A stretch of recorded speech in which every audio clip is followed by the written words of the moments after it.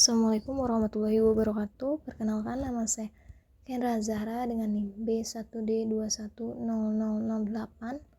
Di sini saya akan mempresentasikan tugas mata kuliah struktur konstruksi 4 dengan materi Suspended Structure System. Definisi Suspended Structure System. Sistem struktur suspensi atau struktur gantung adalah struktur yang menahan beban horizontal seperti jalan, jembatan, bahkan lantai yang didukung oleh kabel atau gantungan, tergantung dari sak parabolik besar. Kabel baja kekuatan tinggi serupa dengan plat cantilever. Beban dari bawah ke atas sehingga terjadi prategang pada struktur Y. Karakteristik struktur. Kekuatan struktur ditangguhkan berasal dari bentuk parabolik dari kabel, kekuatan tinggi kendur. Bentuk parabola dirancang sedemikian rupa sehingga bentuknya erat mengikuti bentuk persis dari diagram momen atau S. Kabel melorot melakukan yang terbaik pada kondisi beban simetris karena kabel dapat berubah bentuk secara signifikan karena mencoba untuk menyesuaikan diri dengan beban eksentrik. Sebagai kabel menyesuaikan dengan beban ini menggeser sisa struktur adalah penyesuaian penyebab sekunder menekankan pada permukaan horizontal dan deformasi tambahan. Kurva parabola kabel juga rentan terhadap harmonisa berkembang dari beban eksentrik atau lateral seperti angin. Harmonisa ini meningkat dapat membuat gerakan besar dalam struktur. Kadang-kadang cukup untuk menyebabkan kegagalan dramatis, seperti dalam kasus jembatan Tacoma Narrows. Sebaliknya, perhitungan yang luas harus dilakukan untuk menentukan frekuensi alami struktur suspensi dan menguji kekakuan itu permukaan horizontal untuk mencegah struktur dari pengembangan harmonisa merusak. Karakteristik konstruksi permukaan horizontal atau dek, jembatan, dan lain-lain biasanya adalah balok sederhana atau terus-menerus, paling sering dikonfigurasi sebagai rangka balok atau kotak. Balok kotak menguntungkan karena menolak kekuatan torsi baik, meskipun ia menyediakan area permukaan yang lebih besar dikenakan beban angin. Kabel melengkung besar terdiri dari banyak kabel yang lebih kecil yang erat dipintal bersama-sama. Sebagai kabel sedang diputar bersama-sama, mereka juga membentang selama rentang dan melekat pada mendukung. Setelah terpasang, kurva yang sesuai CRE diciptakan oleh tensioning kabel.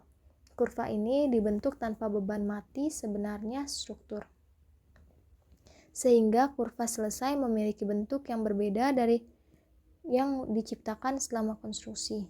Akhirnya, permukaan horizontal didukung oleh kabel digantung sepotong demi sepotong dari kabel kendur.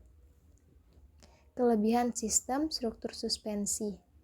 Yang pertama, elemen gantung merupakan elemen konstruksi paling ekonomis untuk menutup permukaan yang luas. Yang kedua, ringan, meminimalisasi beban sendiri sebuah konstruksi. Yang ketiga, memiliki daya tahan yang besar terhadap gaya tarik. Untuk bentangan mengungguli semua sistem lain. Yang keempat, memberikan efisiensi ruang lebih besar. Yang kelima, pada saat terjadi penurunan penopang, kabel segera menyesuaikan daripada kondisi keseimbangan yang baru, tanpa adanya perubahan yang berarti dari tegangan. Kekurangan sistem struktur suspensi. Kelemahan yang berbahaya untuk struktur gantung adalah getaran. Struktur ini dapat bertahan dengan sempurna terhadap gaya tarik dan tidak mempunyai kemantapan yang disebabkan oleh pembengkokan. Tetapi struktur dapat bergetar dan dapat mengakibatkan robohnya bangunan. Bahan yang dipakai. Jika kabel baja biasanya untuk jembatan, namun tidak menutup kemungkinan kabel baja dapat digunakan di gedung bertingkat. Baja digunakan untuk bangunan karena baja dianggap paling tetap untuk struktur gantung pada bangunan, dikarenakan baja mempunyai daya tarik yang kuat dan sifat baja yang kuat atau tidak kaku dapat menyesuaikan terhadap kondisi bangunan saat menerima beban. Contoh bangunan yang menggunakan suspended system. Yang pertama, BMW Headquarters Munich. Yang kedua, Standard Bank Center Johannesburg. Yang ketiga, Hypo Bank Munich. Yang keempat, UN Center Vienna Competition Entry. Yang kelima, Federal Reserve Bank Minneapolis. Yang keenam, West Coast Transmission Tower Vancouver. Yang ketujuh, Overbeek House Rotterdam.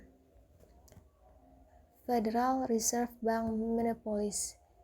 Parabola yang menggantung didukung oleh dua kolom utama. Lantai yang berada di atas parabola menggantung dan didukung oleh parabola. Lantai yang berada di bawah parabola didukung oleh kolom utama. Bentuk fasad bangunan mengikuti bentuk struktur. West Coast Transmission Tower Vancouver. Gedung ini menggunakan jenis struktur suspensi gravity load pad, di mana bangunan utama menggantung beberapa meter di atas permukaan tanah dan disangga oleh bagian core atau inti dari struktur bangunan untuk menyeimbangkan struktur bangunan. Di 4 sudut gedung yang berbentuk segi 4 digantungkan kabel atau pipa baja ke inti atau core. Beban tiap lantai naik ke kabel di atas dan disalurkan ke inti lalu menuju bumi atau tanah. Kesimpulan, sistem ini dapat memungkinkan penggunaan bebas secara efisien dengan menggunakan penggantungan sebagai pengganti kolom untuk memikul beban lantai. Kekuatan unsur tekan pada sistem ini harus dikurangi sebab adanya bahaya tekuk, berbeda dengan unsur tarik yang dapat mendayagunakan kemampuan secara maksimal.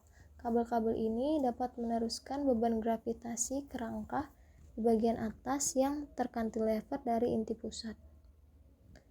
Di sini ada referensi yang saya gunakan. Ya, terima kasih.